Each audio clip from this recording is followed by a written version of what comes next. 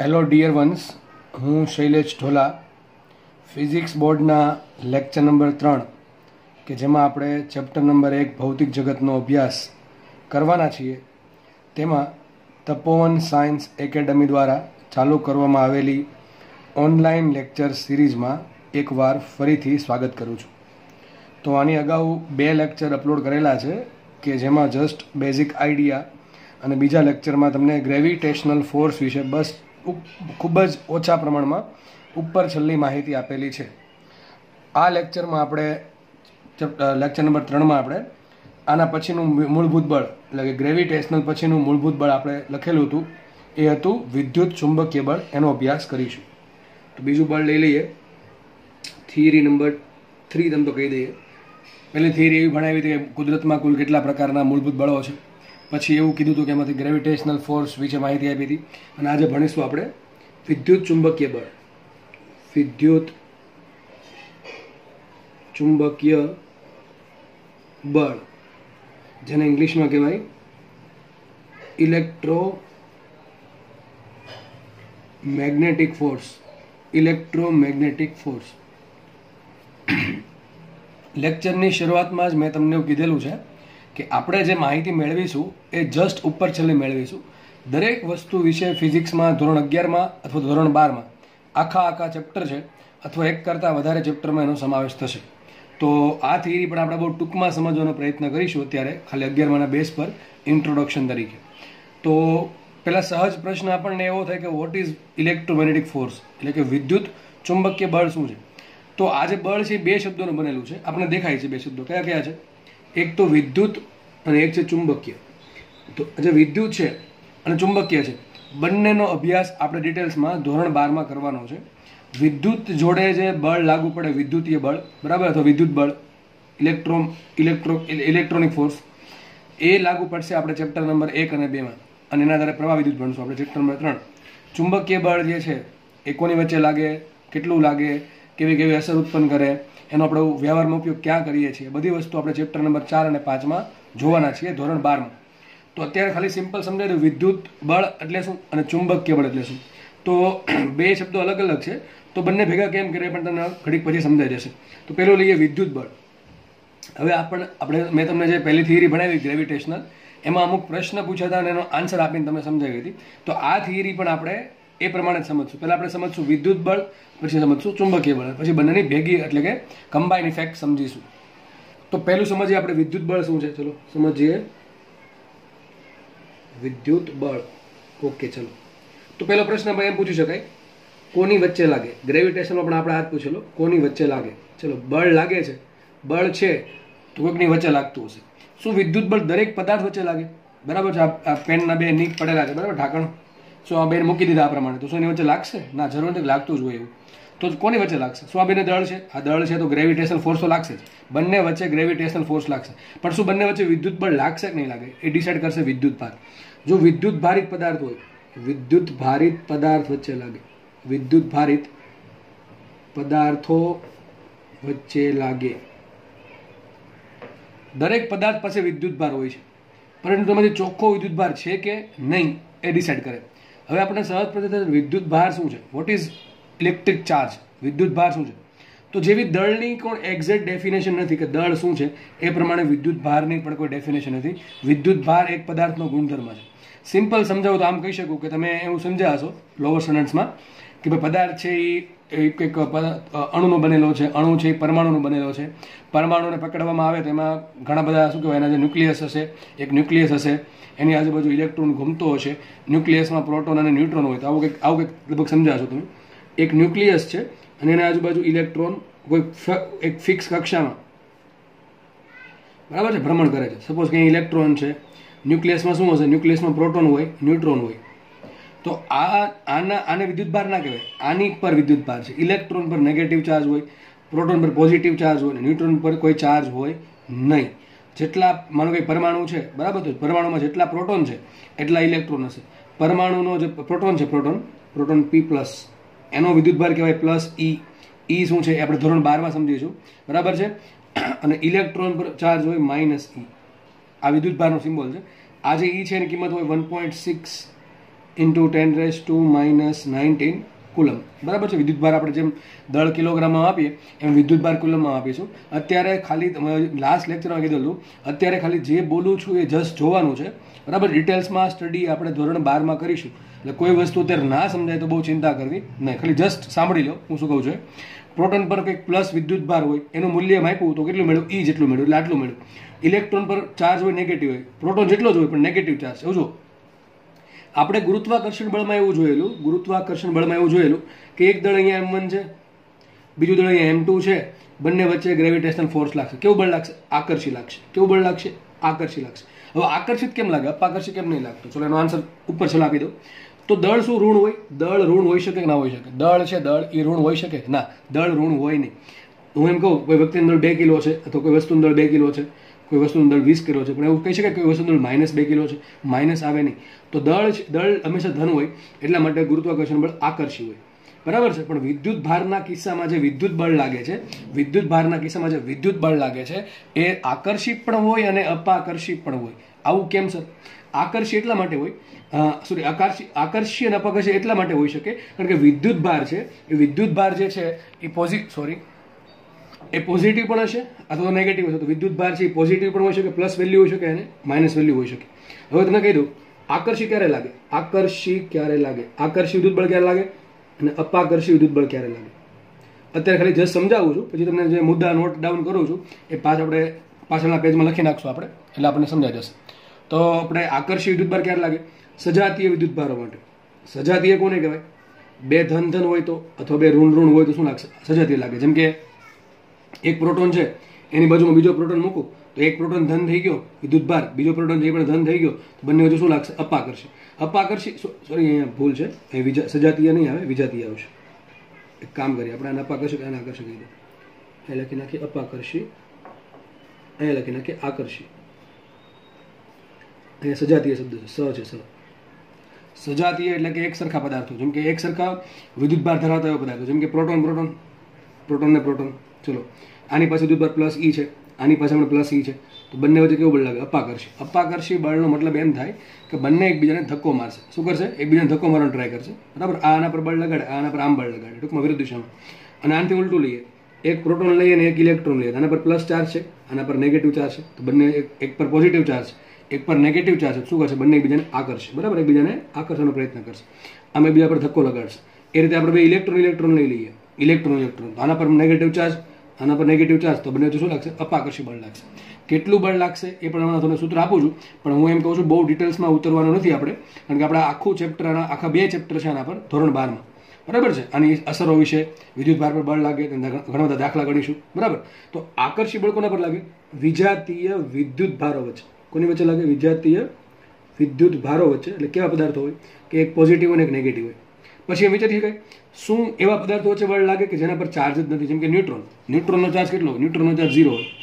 ન્યુટ્રોનનું દળ 0 એમ નથી બોલું હું, ન્યુટ્રોનનો વિદ્યુત ભાર 0 એમ બોલું છું, બરાબર. ન્યુટ્રોન પર કોઈ વિદ્યુત ભાર હોય નહીં.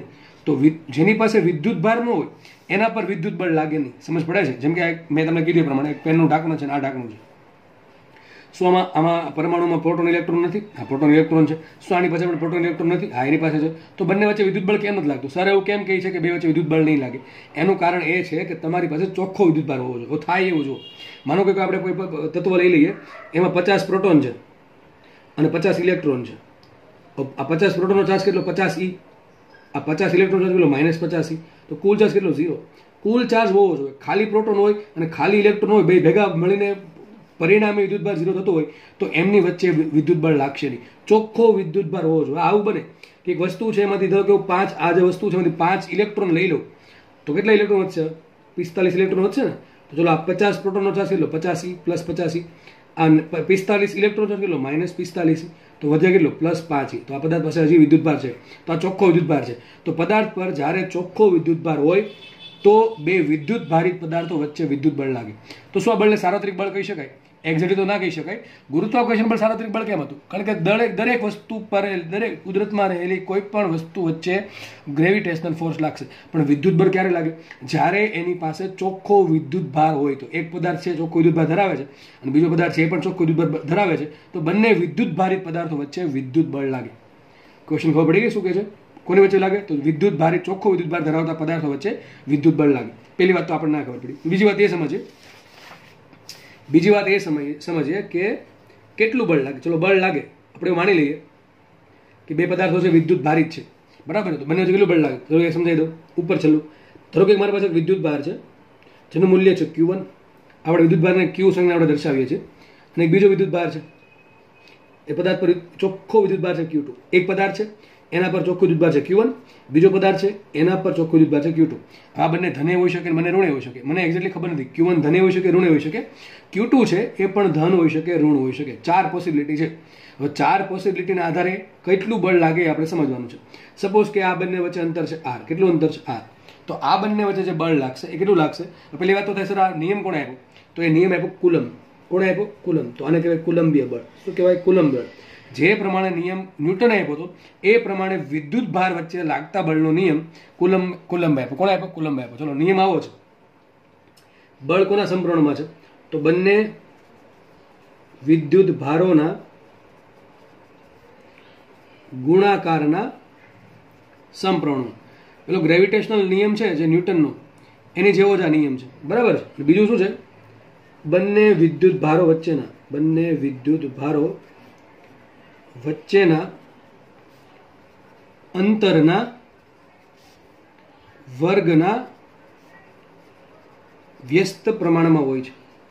વ્યસ્ત પ્રમાણમાં હોય. ટૂંકમાં જે F છે, F એ આ બે વસ્તુ પર ડિપેન્ડ કરે. કોના પર ડિપેન્ડ કરે? વિદ્યુત ભારોનું મૂલ્ય કેટલું. એક Q1 છે અને Q2 છે. આપણે એ ભૂલી જઈએ કે કોણ ધન છે કોણ ઋણ છે. જો બંને ધન છે તો શું લાગશે? અપાકર્ષી બળ લાગશે, એકબીજાને ધક્કો મારે સામસામે. જો બંને ઋણ હશે તો પણ સેમ વસ્તુ થશે, બંને એકબીજાને ધક્કો મારશે. એક ધન હોય ને એક ઋણ હોય, અથવા એક ઋણ હોય બીજું ધન હોય તો શું લાગશે? આકર્ષી બળ લાગશે. કેટલું લાગે? આટલું લાગશે. બંને વિદ્યુત ભારોના મૂલ્ય આવશે. બંને વિદ્યુત ભારોના મૂલ્યના ગુણાકારના સમપ્રમાણમાં. તો આપણે લખતા આવડે F ઇઝ પ્રપોર્શનલ ટુ શું લખે? આનું મૂલ્ય Q1, આનું મૂલ્ય Q2. તો શું આવશે? F is proportional two Q1 Q2. Last લેક્ચરમાં સમજેલું પ્રપોર્શનલ અથવા સમપ્રમાણ કોને કહેવાય. અને પાછળ એવું લખે છે નિયમ, બીજો આવો નિયમ છે કે બંને વિદ્યુત ભારો વચ્ચેના અંતરના વર્ગના વ્યસ્ત પ્રમાણમાં. બંને વચ્ચે અંતર સપોઝ કે R છે તો કોના પર ડિપેન્ડ કરે? F proportional two 1/r². કોને પર ડિપેન્ડ કરશે? F proportional two 1/r². બંનેને ભેગું કરતા મળશે આવું F is proportional two Q1 Q2/r². બરાબર છે. પછી એને સપ્રમાણ અચળાંક મૂકો તો લખાય માટે F is equal to K Q1 Q2/r². આજે K ની વેલ્યુ છે, K છે સપ્રમાણ અચળાંક. K અચળ નથી. K બરાબર આપણે ભણશું. K બરાબર આવશે 1/4πε0. બહુ જાજી ચર્ચા નથી કરવી. આજે ε0 છે અથવા જે K છે એ ડિપેન્ડ કરે માધ્યમ પર. એટલે હકીકત આજે બળ છે, યાદ કરો, ગુરુત્વાકર્ષણ બળ છે, શું એ માધ્યમ પર ડિપેન્ડ કરતું હતું? ના, માધ્યમ પર ડિપેન્ડ કરતું નહોતું. કદાચ તમે એક પદાર્થ છે, એક પદાર્થ અહીંયા છે, બંને વચ્ચે હવા છે, પાણી છે, લોખંડ છે, લાકડું છે, એ બંને વચ્ચે જે બળ લાગે છે ગ્રેવિટેશનલ ફોર્સ, કયા બળની વાત કરું છું? ગુરુત્વાકર્ષણ બળમાં કંઈ ફરક પડે નહીં. પણ બે વિદ્યુત ભારો છે એની વચ્ચે તમે શું મૂકો છો? લોખંડ મૂકો છો, લાકડું મૂકો છો, પાણી છે, શું ગમે એ વસ્તુ ટૂંકમાં એના પર આ બળ ડિપેન્ડ કરશે. તો એ આપણે ધોરણ 12માં વધારે અભ્યાસ કરીશું. ટૂંકમાં કહી શકાય આ બળ બે વિદ્યુત ભારો વચ્ચેના માધ્યમ પર આધારિત છે. બરાબર, એક મુદ્દો આ થઈ ગયો. આ જે બળ છે બે વિદ્યુત ભારો વચ્ચે લાગે છે, એ બે વિદ્યુત ભારો વચ્ચે કયું માધ્યમ છે એના પર ડિપેન્ડ કરે છે. શું બંને વિદ્યુત ભારો વચ્ચે કોઈ માધ્યમ જ ના હોય, ટૂંકમાં વચ્ચે શૂન્ય અવકાશ હોય તો બળ લાગે? હા, તો પણ લાગે. ટૂંકમાં એમ કહી શકાય માધ્યમની ગેરહાજરીમાં પણ આ બળ લાગે. અને તમને કહી દઉં, જો બે વિદ્યુત ભારો વચ્ચે કોઈ માધ્યમ નહીં હોય, એટલે કે શૂન્ય અવકાશ હશે, વેક્યુમ હશે, તો આ બળ સૌથી વધારે લાગે. બરાબર, તો શું લાગશે? બંને વિદ્યુત ભારો વચ્ચે બળ સૌથી વધારે લાગશે. પછી તમે કોઈ વચ્ચે અવાહક માધ્યમ જે મૂકતા જાઓ, લાકડું કે પદાર્થો, તો બળ ધીમે ધીમે ઘટતું જશે. બરાબર, એ ચર્ચા નથી કરવી આપણે, એ બધું અહીંયા આધારિત છે આના પર. તો ચલો શું ભણ્યા આપણે? કે પહેલી વાત તો એ ભણ્યા કે કોની વચ્ચે લાગે? તો વિદ્યુત ભાર વચ્ચે લાગે. વિદ્યુત ભારોના પ્રકાર કયા? તો બે પ્રકાર આમ તો નોર્મલી, કાં તો વિદ્યુત ભાર ધન હોય અથવા તો ઋણ હોય. તો વિદ્યુત ભારો ધન હોય અને ઋણ હોય એના આધારે પાછા બે પ્રકાર પડે. કાં તો બળ છે આકર્ષી હોય, કાં તો એ અપાકર્ષી હોય. ક્યારે આકર્ષી હોય, ક્યારે અપાકર્ષી હોય? તમે કીધું સજાતીય હોય, એટલે કે બે ધન અથવા બે ઋણ. તો સજાતીય વિદ્યુત ભારો વચ્ચે અપાકર્ષી બળ લાગે. જો વિજાતીય એટલે શું થાય? એક પોઝિટિવ ને એક નેગેટિવ. તો શું કયું બળ લાગશે? વિજાતીય વિદ્યુત ભારો વચ્ચે આકર્ષી બળ લાગે. કોની વાત થાય છે? વિદ્યુત બળની વાત થાય છે. પછી બીજો પ્રશ્ન આપણે એ જોયો કે કેટલું બળ લાગે કેમ ખબર પડે? તો એના માટે કુલમનો નિયમ છે. બંને કોના પર ડિપેન્ડ કરે? બળ બંને વિદ્યુતભારોના મૂલ્યના ગુણાકાર પર, એટલે કે પ્રપોર્શનલ ટુ Q1 Q2. અને બીજું કોના પર ડિપેન્ડ કરશે? બંને વિદ્યુતભારો વચ્ચેના અંતરના વર્ગના વ્યસ્ત પ્રમાણમાં હોય, એટલે કે F = 1/r². આવી સેમ વસ્તુ આપણે ન્યૂટનમાં ગતિના ન્યૂટનમાં ગ્રેવિટેશનલ લોમાં પણ જોયેલી, કે જે બંને દળો વચ્ચે લાગતું જે ગુરુત્વાકર્ષણ બળ છે એ બંને દળો વચ્ચેના અંતરના વ્યસ્ત પ્રમાણમાં હોય છે, વર્ગના વ્યસ્ત પ્રમાણમાં. તો એટલા માટે આપણે શું કીધું હતું? યાદ કરો, એને કીધું હતું વ્યસ્ત વર્ગનો નિયમ. તો આ પણ વ્યસ્ત વર્ગનો નિયમ કહેવાય. પણ કોના માટે કહેવાય? વિદ્યુત ભારો માટે. તો આને વ્યસ્ત વર્ગનો નિયમ પણ કહેવાય છે. બરાબર છે? આટલું જોયું. પછી આપણે મૂલ્ય જોયું. આની બહુ ચિંતા કરવી નહીં, ધોરણ 12માં આપણે ચેપ્ટર નંબર 1માં જોવાનું છે. પછી એમ વિચાર આવે કે સર, જો આ બંને વચ્ચે માધ્યમ અલગ અલગ મૂકવામાં આવે, ગ્રેવિટેશનલ ફોર્સમાં આપણે માધ્યમ અલગ અલગ મૂકીએ તો અલગ અલગ બળ મળતું? ના, નહોતું મળતું. પણ અહીંયા વિદ્યુત ભારો વચ્ચે તમે અલગ અલગ માધ્યમ મૂકો, એક ચોપડી મૂકી દો, કે લોખંડનો બ્લોક મૂકી દો, કે લાકડો મૂકી દો, કોઈ પણ વસ્તુ મૂકી દો, તો શું બળમાં ફરક પડે છે? હા, પડે છે. એટલા માટે એમ કહી શકાય કે આ જે બળ છે, બે વિદ્યુત ભારો વચ્ચે વિદ્યુત બળ લાગે છે, એ બળ માધ્યમ પર આધારિત છે, જ્યારે ગુરુત્વાકર્ષણ બળ આધારિત નહોતું. પછી માધ્યમની ગેરહાજરી ન હોય તો ચાલે? હા, ચાલે. એવું નહીં કે બે વચ્ચે લાકડું હોવું જ જોઈએ, કે બે વચ્ચે લોખંડ હોવું જ જોઈએ, કે બે વચ્ચે હવા હોવી જ જોઈએ, એવું કંઈ જરૂરી છે નહીં. પણ તમે અલગ અલગ માધ્યમ મૂકશો, જો આ બે મુદ્દા સમજો, હવે મુદ્દા સમજો, તમે અલગ અલગ માધ્યમ મૂકશો, બરાબર, લોખંડ, લાકડું કોઈ પણ, તો બળ બદલતું જશે. પણ એવું નથી કે કોઈ માધ્યમ નહીં મૂકો તો બળ નહીં લાગે. એટલે ટૂંકમાં માધ્યમની ગેરહાજરીમાં પણ બળ લાગે છે, પણ અલગ અલગ માધ્યમ વચ્ચે મૂકવામાં આવે. મને કંઈ એક વિદ્યુતભાર છે, બીજો વિદ્યુતભાર છે, વચ્ચે કંઈ કેટલા ભાગમાં તમે એક પદાર્થ મૂકી દીધો, બરાબર, વાહક કે અવાહક, તો બળનું મૂલ્ય બદલે છે. બરાબર છે? તો માધ્યમની ગેરહાજરીમાં પણ આ બળ લાગે છે, અને બે વિદ્યુતભારો વચ્ચે લાગતા વચ્ચેના માધ્યમ પર પણ આધારિત છે. પછી ત્રીજી વાત એ કરતો, આગળની વાત, કે આ જે બળ છે એ ગુરુ અંતરીય છે. કેવું અંતરીય છે? ગુરુ અંતરીય. આ શું મિનિંગ થાય? ગુરુ અંતરીય બળ. વિદ્યુત ભારો ગમે એટલા અંતર હોય, ખૂબ ખૂબ નજીક હોય તો પણ આ બળ લાગશે, બહુ બધા દૂર અંતર હોય તો પણ આ બળ લાગશે. આપણે દેખાય છે અહીંયા અંતર છેદમાં છે, જેટલું જેટલું અંતર વધતું જશે એમાં બળ ઘટતું જશે, અને જેટલા પ્રમાણમાં વિદ્યુત ભાર વધતા જશે એ પ્રમાણે બળ વધતું જાય. તો અંતર ઓછું હોય કે વધારે હોય? જો ન્યુક્લિયસમાં શું થાય? ન્યુક્લિયસમાં અહીંયા ધારો કે ન્યુક્લિયસ છે, તો અંદર પ્રોટોન છે અને બહાર ઇલેક્ટ્રોન છે, બંને વચ્ચે શું લાગે? બંને વચ્ચે કયું બળ લાગશે? વિદ્યુત બળ લાગશે. ચલો, વિદ્યુત બળ લાગશે. પ્રોટોન પોઝિટિવ છે, ઇલેક્ટ્રોન નેગેટિવ છે, કયું બળ લાગે? સજાતીય આકર્ષિક અપાકર્ષિક આકર્ષી બળ લાગે. એટલા માટે ઇલેક્ટ્રોન છે એ ન્યુક્લિયસની આસપાસ ફરે છે. શું છે? એની આસપાસ ફરે છે. હવે ઇલેક્ટ્રોન ને પ્રોટોન વચ્ચે અંતર બહુ ઓછું હોય છતાં પણ બે વચ્ચે બળ લાગે છે. અને આવું ઉલટું પણ સાચું છે. જો બે વિદ્યુતભારો એકબીજાથી ઘણા દૂર અંતરે રહેલા હોય તો પણ એના પર બળ લાગશે. કયું? વિદ્યુત બળ લાગશે. તો ટૂંકમાં એ કેવું અંતર છે? ગુરુ અંતરીય બળ છે. પછી આપણે એને કમ્પેર કરીએ કોની જોડે? ગ્રેવિટેશનલ ફોર્સ જોડે. Gravitational force.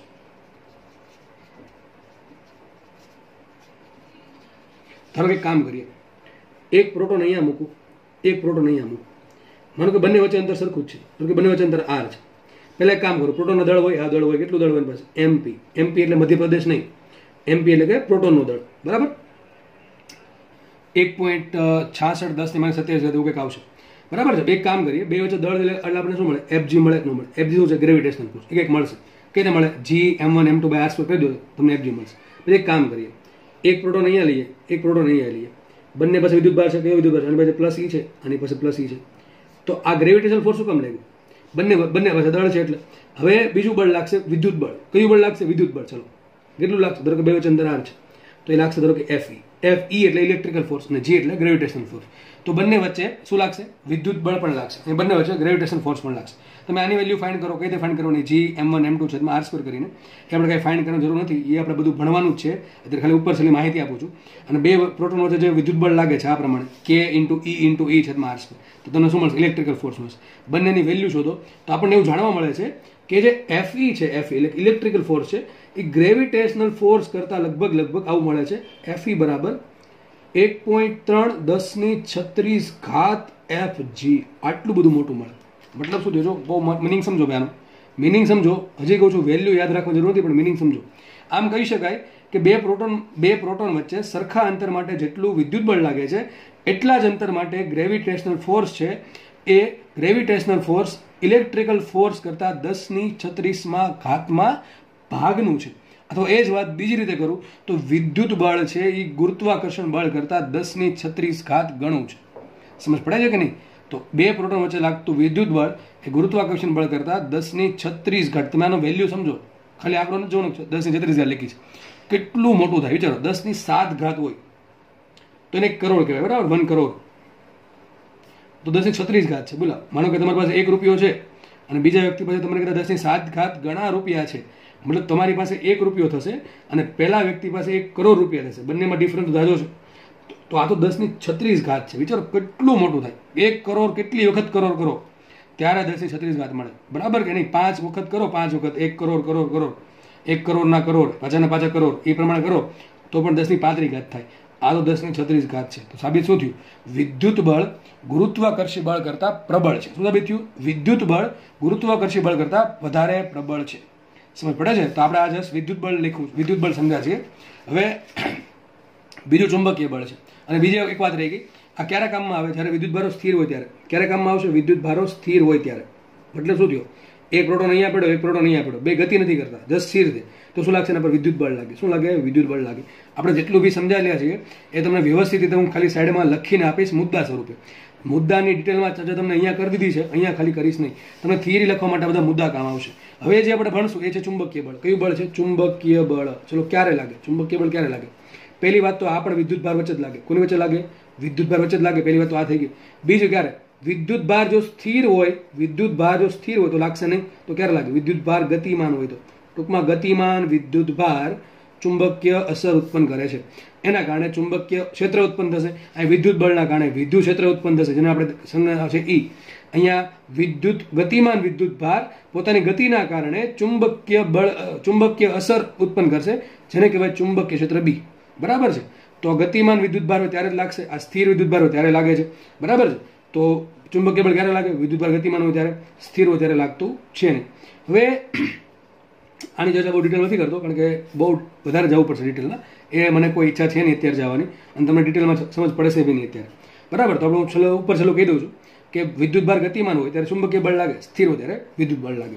હવે એક્ઝેક્ટલી થાય એવું કે વિદ્યુત ભાર છે એ જે આપણે પ્રેક્ટિકલમાં યુઝ થાય છે, જેમ કે ગણો કે ભાઈ એક પ્રોટોન છે એ તો ન્યુક્લિયસની અંદર છે, પણ ઇલેક્ટ્રોન છે, ઇલેક્ટ્રોન તો ગતિ કરે છે. તો ઇલેક્ટ્રોનની ગતિના કારણે તો જો પ્રોટોન અને ઇલેક્ટ્રોન છે, શું લાગે? પ્રોટોન ઇલેક્ટ્રોન છે, શું લાગે? વિદ્યુત બળ લાગે કે ન લાગે? આ લાગશે, કેમ કે બંને પાસે વિદ્યુત ભારો છે એટલા માટે. કેટલું લાગે? કે Q1 Q2 બહાર. પણ વિદ્યુત ભાર તો ગતિમાં, સોરી, ઇલેક્ટ્રોન તો ગતિમાં છે. તો ઇલેક્ટ્રોન શું ઉત્પન્ન કરે? ચુંબકીય અસર ઉત્પન્ન કરે. શું ઉત્પન્ન કરે? ચુંબકીય અસર ઉત્પન્ન કરશે. એના કારણે ચુંબકીય ક્ષેત્ર ઉત્પન્ન થશે. શું ઉત્પન્ન થશે? ચુંબકીય ક્ષેત્ર ઉત્પન્ન થશે. એક યુટ્યુબ પર વિડીયો છે, બરાબર? તમે આ રીતનો વિડીયો છે. એક તાર લીધો છે, એને બેટરી જોડે જોડી દીધો, અને વચ્ચે છે ને એક નાનકડો સેલ નાખી દઈએ તો છે ને એક મેગ્નેટિક ટ્રેન બને. શું બને? Magnetic train. એનું કારણ એ છે, હું હજી કહું છું, હું તમને બહુ ઉપર છેલ્લું કહું છું, ધોરણ 12માં કહું છું. વારે વારે એટલા માટે કહું છું કે ઘણા લોકો છે ને મોટિવેટ થઈ જાય છે કે સર જે બોલે મને કંઈ ખબર નથી પડતી. હું તમને વારે વારે બોલવાનું કારણ આ છે કે સર આ 12માં આવશે, 12માં આવશે. કારણ કે અમુક લોકો અત્યારે કંઈ હું ડિટેલમાં કહેતો નથી એટલે સમજ પડે ને, એટલે ડીમોટિવેટ થાય કે ભાઈ ફિઝિક્સ તો અઘરું છે, કે ભાઈ ધોરણ 11, 12 સાયન્સ તો બહુ અઘરું છે, એવું માનતા નહીં. ત્યારે હું જસ્ટ ઉપર છેલ્લી માહિતી આપું છું. બરાબર? તો ચેપ્ટર છે એટલે ભણાવવું પડે, બાકી ડાયરેક્ટ બીજું ચેપ્ટર જ ભણાવવાનું હોય. તો યુટ્યુબમાં એક વિડીયો છે, એમાં શું કરે છે, વ્યક્તિ આ એક તાર લે છે, કોપરનો વાયર લે છે, બરાબર છે, એના બેટરી જોડી દે, એટલે એ થઈ ગયો વિદ્યુત ભારિત. તો તાર થઈ ગયો વિદ્યુત ભારિત. વિદ્યુત ભારિત તારના કારણે એમાં શું થાય? ઇલેક્ટ્રોનનો ફ્લો થાય. શું થાય? ઇલેક્ટ્રોનનો ફ્લો. અને તમને કીધું કોઈ પણ વિદ્યુત ભાર જ્યારે ગતિ કરે શું ઉત્પન્ન કરે? ચુંબકીય અસર ઉત્પન્ન કરે. એટલે આ ઇલેક્ટ્રોનના ફ્લોના કારણે આ તારની અંદરના ભાગમાં ચુંબકીય અસર ઉત્પન્ન. શું થાય? ચુંબકીય અસર ઉત્પન્ન થાય. અને ચુંબકીય અસરના કારણે જ્યારે એક અંદર એક વાહક પદાર્થ મૂકવામાં આવે, જેમ કે એક બેટરીનો સેલ લે છે, ત્યારે એ વાહક પર બળ લાગે. બરાબર છે? એ વાહક પર બળ લાગશે, એના બળના કારણે એ આખું ગતિ કરે છે. એ ટૂંકમાં એક મેગ્નેટિક ટ્રેન જેવું બનશે. શું બનશે? મેગ્નેટિક ટ્રેન જેવું બનશે. તો એ ચુંબકીય અસર છે. બરાબર છે? તો ઇલેક્ટ્રોન છે એ ગતિ કરતો હોય, અથવા પ્રોટોન છે ગતિ કરતો હોય, તો શું ઉત્પન્ન કરે? ચુંબકીય અસર ઉત્પન્ન કરે. હવે પ્રેક્ટિકલમાં છે એ વિદ્યુત ભાર બંને અસર ઉત્પન્ન કરે. વિદ્યુત ભાર છે બંને અસર ઉત્પન્ન કરે. એક તો વિદ્યુત અસર ઉત્પન્ન કરે પ્લસ એક ચુંબકીય અસર ઉત્પન્ન કરે. તો બંનેને ભેગું કહી દીધું શું? વિદ્યુત ચુંબકીય અસર, ઇલેક્ટ્રોમેગ્નેટિક ઇફેક્ટ. એના કારણે જે બળ લાગે છે એને કહી દીધું વિદ્યુત ચુંબકીય બળ. તો એક્ઝેક્ટલી આ જે વિદ્યુત ચુંબકીય બળ છે એ ભેગું બળ છે, સંયુક્ત અસર, વિદ્યુતની અસર પ્લસ ચુંબકની અસર. અને આ બંને જે અસર છે એ છૂટી પાડી શકાય એમ નથી, એટલા માટે ભેગું નામ આપ્યું. કેમ આપણે અલગ અલગનું કીધું? વિદ્યુત બળ અને ચુંબકીય બળ ભેગું એટલા માટે કીધું છે કે આ બંને કોના પર ડિપેન્ડ કરે? વિદ્યુત ભાર પર. અને વિદ્યુત ભાર છે એ બંને અસર ઉત્પન્ન કરશે. વિદ્યુત બળની અસર ઉત્પન્ન કરશે અમુક કિસ્સામાં, અને ચુંબકીય બળની અસર ઉત્પન્ન કરશે અમુક કિસ્સામાં. બંનેની ભેગી અસર નામ આપ્યું વિદ્યુત ચુંબકીય અસર અથવા ઇલેક્ટ્રોમેગ્નેટિક ફોર્સ અથવા ઇફેક્ટ. બરાબર છે? તો આપણા ધોરણ 12માં બંનેના અલગ અલગ ચેપ્ટર છે, અને બંનેને ભેગું કરતું એક વૈજ્ઞાનિક હતો, લોરેન્સ. કોણ હતો? લોરેન્સ. તો લોરેન્સે વિદ્યુત ભારના વિદ્યુત ક્ષેત્રના કારણે જે બળ ઉત્પન્ન થાય એ પણ આપ્યું, અને વિદ્યુત ચુંબકીય ક્ષેત્રના કારણે જે ચુંબકીય બળ ઉત્પન્ન થાય વિદ્યુત ભાર પર લાગતું એ પણ આપ્યું, બંનેને ભેગું કરીને આપ્યું છે. સૂત્ર લખવાનું કોઈ મને મન ઈચ્છા પણ નથી બરાબર અત્યારે, કારણ કે ખબર પડવાની છે નહીં. તો લોરેન્સ બળ અને શું નામ આપ્યું? લોરેન્સ બળ. ટૂંકમાં લોરેન્સ બળ છે એ બંને જોડે હેન્ડલ કરે, વિદ્યુત બળ પણ હેન્ડલ કરે છે અને ચુંબકીય બળ પણ હેન્ડલ કરે છે. ઓકે, તો જસ્ટ ખાલી તમને ઉપર ચલો ખ્યાલ આવી ગયો છે કે વિદ્યુત ચુંબકીય બળ કોને કહેવાય. ચલો કોને કહેવાય પહેલા સમજીએ. આ શબ્દ છે, બે શબ્દોનો બનેલો છે. કયા કયા શબ્દ? એક તો વિદ્યુત બળ, વિદ્યુત બળ પ્લસ ચુંબકીય બળ, વિદ્યુત બળ પ્લસ ચુંબકીય બળ, બંનેની સંયુક્ત અસરના કારણે ઉત્પન્ન થયું વિદ્યુત ચુંબકીય બળ. આગળ લખીએ. હવે પહેલા આપણે સમજીએ વિદ્યુત બળ. ચલો એના મુદ્દા નોટ ડાઉન કરી લઈએ તમારી થિયરી લખવા માટે. તો વિદ્યુત બળ, વિદ્યુત બળ ઇલેક્ટ્રિક ફોર્સ, ઇંગ્લિશમાં કહેશો આને ઇલેક્ટ્રિક ફોર્સ. ક્યારે લાગે? વિદ્યુત ભાર સ્થિર હોય ત્યારે. પહેલા ચલો કોની વચ્ચે લાગશે? તો બે વિદ્યુત ભારિત પદાર્થો વચ્ચે લાગે. ખબર પડી ગઈ? કેવા પ્રકારનું હોય? તો કે આકર્ષી પણ હોય, આકર્ષી પણ હશે. ક્યારે આકર્ષી હોય? વિજાતીય વિદ્યુત ભારો માટે, વિજાતીય વિદ્યુત ભારો માટે લાગે. ચલો ક્યારે અપાકર્ષી હોય? અપાકર્ષી ક્યારે હોય? સજાતીય વિદ્યુત ભારો માટે બળ કેવું હોય? કેવું બળ લાગશે? અપાકર્ષી બળ લાગશે. કોની વાત થાય છે? આની વાત થાય છે અત્યારે, ઇલેક્ટ્રિક ફોર્સની. બરાબર. તો એ સજાતીય માટે કેવું લાગશે? અપાકર્ષી. અને વિજાતીય માટે કેવું લાગશે? આકર્ષી લાગશે. આગળ વધીએ. અથવા એમ કહી શકો બે વિદ્યુત ભાર, એક Q1 છે ને Q2 છે. બંને ધન હોય તો બંને ગુણાકાર કેવો થાય? ધન થાય. બંને ઋણ હોય તો પણ બેનો ગુણાકાર કેવો થાય? ધન થાય. તો Q1 Q2 is greater than 0 હોય તો કેવું બળ લાગે? અપાકર્ષી. કેવું લાગે? અપાકર્ષી. માનો કે એક ધન છે ને એક ઋણ છે, તેનો ગુણાકાર નો કેવો આવે? ઋણ જ આવે. માનો કે એક 5 છે ને બીજું -5, તો ગુણાકાર કેવો આવશે? -25. તો લખી શકાય ટૂંકમાં કેવો થાય? વિજાતીય. તો Q1 Q2 is less than 0 હોય, ટૂંકમાં ઋણ હોય તો કેવું બળ લાગશે? આકર્ષી બળ. કેવું લાગે? આકર્ષી. ઓકે, આગળ વધીએ. પછી આપણે એ જોયું, ચલો વિદ્યુત ભાર વચ્ચે લાગે. અને ક્યારે લાગે? સ્થિર વિદ્યુત ભારો માટે. સ્થિર વિદ્યુત ભારો વચ્ચે લાગે. આટલું થઈ ગયું. નેક્સ્ટ આપણે એ જોયેલું કે ગુરુ અંતરીય છે કે લઘુ અંતરીય? તો કે ગુરુ અંતરીય. કેવું બળ છે? ગુરુ અંતરીય બળ. ગુરુ અંતરીય. તો કે આખું કયું? આની વાત થાય છે આખાની. વિદ્યુત ચુંબકીય બળ છે એ ગુરુ અંતરીય છે. પછી માધ્યમ પર ડિપેન્ડ કરે. આ માધ્યમ પર ડિપેન્ડ કરે. તો કે માધ્યમ પર આધારિત, માધ્યમ પર આધારિત બળ છે. માધ્યમ પર આધારિત બળ. શું માધ્યમ હોવું જરૂરી છે? ના. માધ્યમની ગેરહાજરીમાં, એટલે શું થયું? મતલબ શૂન્યાવકાશ હોય તો, વેક્યુમ હોય તો માધ્યમની ગેરહાજરીમાં પણ આ બળ લાગે છે. આટલી વાત થઈ ગઈ. ચલો કોની વાત થાય છે? વિદ્યુત બળની વાત થાય છે. આગળ વધીએ આપણે. હવે એ વિચારીએ કે એનું મૂલ્ય કેટલું છે. તો મેં તમે કીધું કુલમના નિયમ પરથી. ચલો બળનું મૂલ્ય અથવા દિશા જે લખી શકો તમે. ચલો મૂલ્ય તો કોણે આપ્યું? કુલંબના વ્યસ્ત વર્ગના નિયમ પરથી મળે. જે મૂલ્ય છે એ ક્યાંથી મળે તમને? કુલંબના વ્યસ્ત વર્ગના નિયમ પરથી. ઓકે, આટલું થઈ ગયું. ચલો શું નિયમ હતો? કેટલું બળ લાગે? બે વિદ્યુત ભારો વચ્ચેના અંતરના વર્ગના વ્યસ્ત પ્રમાણમાં કોની વાત થાય છે? બળના મૂલ્યની. અને શું છે? બીજું કોણ છે? અને બે વિદ્યુત ભારો ના મૂલ્યના ગુણાકારના સમપ્રમાણમાં હોય છે. શું બળ છે? બળ લાગે વિદ્યુત ભારો વચ્ચે. આવું કંઈક કહે છે. માનો કે વિદ્યુત ભાર Q1 છે, બીજો એનાથી R અંતર તો D અંતરે બીજો વિદ્યુત ભાર છે Q2. તો F જે છે, F ઇઝ પ્રપોર્શનલ ટુ શું આવશે? બે વિદ્યુત ભારોના મૂલ્યના ગુણાકારના સમપ્રમાણમાં. ટૂંકમાં જો ગુણાકાર જેટલો મોટો એટલું બળ મોટું. અને એનાથી ઉલટું F પ્રપોર્શનલ ટુ શું આવશે? 1/r², અંતરના વર્ગના વ્યસ્ત પ્રમાણમાં. ગ્રેવિટેશનમાં સમજાવેલું છે. એટલે જે લોકો ડાયરેક્ટલી આ લેક્ચર જોવે છે એ હું રિકમેન્ડ કરીશ કે આગળ લેક્ચર જોઈ લે. તો બેન ભેગું બધા શું મળશે? F proportional two Q1 Q2/r². અને એક સપ્રમાણતા અચળાંક આવશે F is equal to K Q1 Q2/r². જે K છે કુલમનો અચળાંક. એ કુલમનો અચળાંક છે એ ખાલી ફિક્સ નથી, એનું મૂલ્ય છે એ માધ્યમ પર ડિપેન્ડ કરે છે, એટલે એને સાર્વત્રિક અચળાંક કહેવાય નહીં. જે કેપિટલ જી હતો ગ્રેવિટેશન અચળાંક એ સાર્વત્રિક અચળાંક છે, કારણ કે દળ પર ડિપેન્ડ નથી, માધ્યમ પર ડિપેન્ડ નથી, યુનિવર્સમાં કોઈ પણ જગ્યાએ ફિક્સ છે. અને બીજી વાત તમને કહી દઉં, મેં લાસ્ટ લેક્ચરમાં ઉતાવળમાં છે ને તમને જીની વેલ્યુ થોડીક ખોટી લખાઈ ગઈ હતી, તો સુધારી નાખજો. જીની કિંમત છે ને મેં લગભગ 1.67 લખી હતી, પણ એક્ઝેક્ટ આવશે 6.67 10⁻11 બરાબર. કેટલી આવશે? ન્યૂટન કિલોગ્રામ, સોરી ન્યૂટન લખી દઉં અહીંયા, ન્યૂટન મીટર સ્ક્વેર પર કિલોગ્રામ સ્ક્વેર ઉતાવળમાં લખાઈ ગઈ હતી. જોકે આ ખાલી મૂલ્ય અત્યારે યાદ રાખવાનું મતલબ નથી, હું તમને એમ પણ સાબિત કરાવી દઈશ કે આ 6.67 10⁻11 જ કેમ આવે, કેમ -12 નું આવી, બરાબર. આપણે કંઈક ન્યૂટને કંઈ હવામાં તો નહીં લીધું હોય કે આ 4-5 આંકડા ગમી ગયા લખી નાખ્યા, તો થોડુંક તમે સુધાર નાખજો. કિંમત કેટલી આવે છે? 6.67 10⁻11. જો કે મેં કોમેન્ટ સેક્શનમાં આપણે આ લખેલું છે, જે લોકો વાંચીએ છે કોમેન્ટ એને ખબર હશે. તો આપણે વિદ્યુત ભાર પર અહીંયા તો જે બળ લાગશે વિદ્યુત બળ એ આટલું હશે, K(Q1Q2)/r² પર, બરાબર છે. હવે વાત કરીએ ચુંબકીય બળની. ચલો ચુંબકીય બળની ફટાફટ. આમાં તમને જેટલું યાદ રહેલું તમારે લખવાનું છે, પણ એવું યાદ રાખવાનું બધું યાદ રાખવાનું છે. અત્યારે ચુંબકીય બળ તો ક્યારે લાગે? ગતિ, જો કે કોના પર લાગશે? વિદ્યુત ભારો પર જ લાગશે.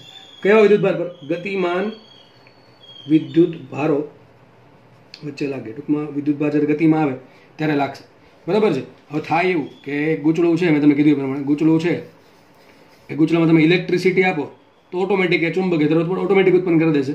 આપણે આવું જોશું કે સોલેનોઇડ કહેવાય. શું કહેવાય? સોલેનોઇડ, બરાબર છે. તો ગૂંચળું છે એમાંથી તમે ઇલેક્ટ્રિસિટી શું કહેવાય ઇલેક્ટ્રિસિટી આપો, આમાંથી જનરેટ થશે.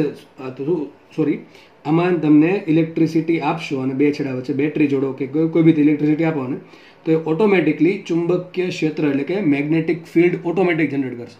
તમે વિદ્યુત ક્ષેત્ર આપો તો ઓટોમેટિક તમને ચુંબકીય ક્ષેત્ર ફ્રીમાં મળે, બરાબર છે. એટલા માટે મેં તમને કીધું કે વિદ્યુત ચુંબકીય બળ કહેવાય. એક વસ્તુ એવી બીજી વસ્તુ ઓટોમેટિક મળે છે. હકીકત ઓટોમેટિક નથી મળતી, ઉત્પન્ન થાય છે. કેમ ઉત્પન્ન થાય? એમાં ઇલેક્ટ્રિસિટી આપી મતલબ શું થાય? વિદ્યુત પ્રવાહ પસાર થાય છે.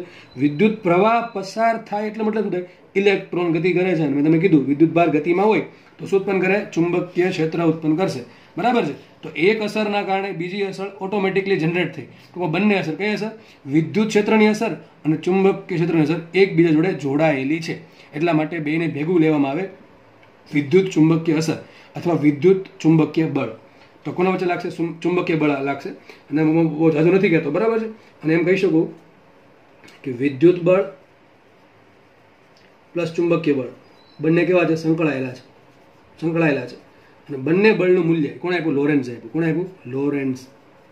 લોરેન્ઝે આપ્યું હતું. વિદ્યુત બળ લાગે QE લાગે. કેટલું લાગે? QE. અને આ લાગે Q × V×B. અત્યારે જસ્ટ ખાલી જોઈ લો, બહુ ચિંતા કરતા નહીં. તો લોરેન્ઝ બળ કુલ આવશે Q × E + V×B. આટલું બળ. આ કંઈ યાદ રાખવાની જરૂર નથી, લખવાની જરૂર નથી. તો આ જો ભેગું થઈ ગયું અને આ છે કુલ કયું બળ? વિદ્યુત ચુંબકીય બળ. કારણ કે એક અસર ઉત્પન્ન થાય, આના કારણે શું ઉત્પન્ન થાય? ચુંબકીય ક્ષેત્ર ઉત્પન્ન થાય, ચુંબકીય ક્ષેત્ર. અને પહેલાના કારણે શું ઉત્પન્ન થશે? વિદ્યુત ક્ષેત્ર. શું ઉત્પન્ન થશે? વિદ્યુત ક્ષેત્ર, બરાબર છે. તો બંનેની અસર ભેગી છે. બંનેની ભેગી અસર છે અને છૂટી પાડી શકાય એમ નથી. લખી નાખો મુદ્દો કે બંનેની ચુંબકીય ક્ષેત્ર અને વિદ્યુત ક્ષેત્રની અસર એકબીજા સાથે સંકળાયેલી છે. વિદ્યુત ક્ષેત્રની અસર અને ચુંબકીય ક્ષેત્રની અસર એકબીજા સાથે સંકળાયેલી છે, જે છૂટી પડી શકે એમ નથી. એટલા માટે આપણે ભેગું જ લઈએ છીએ. કયું બળ? વિદ્યુત ચુંબકીય બળ. ચલો આનો ઉપયોગો લઈએ. તો જો ઉપયોગ ક્યાં થાય? વિચારો, ક્યાં ઉપયોગ થાય? મોસ્ટલી એનો યુઝ થાય આણ્વિક અને પરમાણુિક સ્તરે. આણ્વિક પ્લસ પરમાણુિક સ્તરે થાય. કઈ રીતે? મેં તમને હમણાં કીધું ઇલેક્ટ્રોન પ્રોટોન બધું ક્યાં આવે? એકદમ આણ્વિક અથવા પરમાણુિક અથવા જે ન્યુક્લિયસ સ્તર છે એમાં થશે, બરાબર છે. આના આધારે પદાર્થના ગુણધર્મો મળી શકે. પદાર્થના ગુણધર્મોનો અભ્યાસ કરી શકીએ. રાસાયણિક પ્રક્રિયા થવા માટે જવાબદાર બળ. રાસાયણિક પ્રક્રિયા થવા માટે જવાબદાર પદાર્થની અંદર એક્ઝેક્ટલી શું છે કે ભાઈ પ્રોટોન છે, ન્યુટ્રોન છે, ઇલેક્ટ્રોન છે, કઈ રીતે ગતિ કરે છે, કેમ ઇલેક્ટ્રોન આજુબાજુ ફરે છે, પ્રોટોન કેમ પરમાણુમાં સ્થિર છે, અને ઇલેક્ટ્રોન આજુબાજુ ગતિ કેમ કરવા જવાબદાર છે, કેમ શું કામ કરે છે, ઇલેક્ટ્રોન કક્ષામાંથી બહાર છટકી કેમ નહીં જતો, એ બધું જે છે એ બધા બળનો આન્સર આ બળ આપી શકે છે. જોકે એકલું આ બળ સફિશિયન્ટ નથી બધા આન્સર આપવા માટે, એના માટે બીજા બળોનો પણ ઉપયોગ લેવામાં આવે છે. તો આ બળ એટલું રાખીએ, તમને જસ્ટ ખાલી ઇન્ફોર્મેશન આપેલી છે, બરાબર છે. જેટલા બી પોઈન્ટ લખાવ્યા છે એમાંથી અમુક બળ અમુક પોઈન્ટ્સ તમારે યાદ રાખવાના છે, અને જો થિયરી પૂછે તો એકદમ શોર્ટમાં તમારે થિયરી લખવાની છે. તો બહુ વધારે ચિંતા કરવી નહીં. જસ્ટ તમને મેં હજી 1% માહિતી પણ નથી આપી આ બળની, કારણ કે બહુ ડિટેલ્સમાં આપણે અભ્યાસ કરવાનો છે અલગ અલગ ચેપ્ટર્સમાં, બરાબર છે. ધોરણ 12માં મેં તમને પહેલાં કીધું હતું કે તમે જે ગ્રેવિટેશનલ બળ છે અથવા એની જે અસરો છે એનો અભ્યાસ ધોરણ 11માં આવશે, અને જે વિદ્યુત પ્લસ ચુંબકીય જે બળ છે એનો અભ્યાસ આપણે ધોરણ 12માં આવશે. તો આના માટે તમારે જે થોડીક 1 વર્ષની રાહ જોવી પડશે, ત્યારબાદ આપણે ડિટેલ્સમાં આની ચર્ચા કરીશું. એક્ઝેક્ટલી કેટલો ડિટેલમાં જશું એ તમને ત્યારે જ ખબર પડશે. તો અત્યારે જસ્ટ ખાલી સમજવાનો પ્રયત્ન કરો, બરાબર છે. ઉપર છેલ્લી માહિતી છે એટલે ઘણી વખત બની શકે કે આપણને કોઈ વસ્તુ સારી રીતે સમજાય નહીં, તો ચલાવી લેવું, કારણ કે અત્યારે આટલું બધું ડિટેલ્સમાં કહેવાનો કોઈ મિનિંગ છે નહીં, તમને બધું ઉપરથી જશે એટલા માટે. તો અહીંયા લેક્ચર રાખીએ. આના પછીના લેક્ચર્સમાં આપણે બાકીના જે 2 બળ છે એનો અભ્યાસ કરીને આ ચેપ્ટરને પૂર્ણાહુતિ આપી દઈશું, બરાબર છે. Thank you so much lecture જોવા બદલ. જય હિન્દ.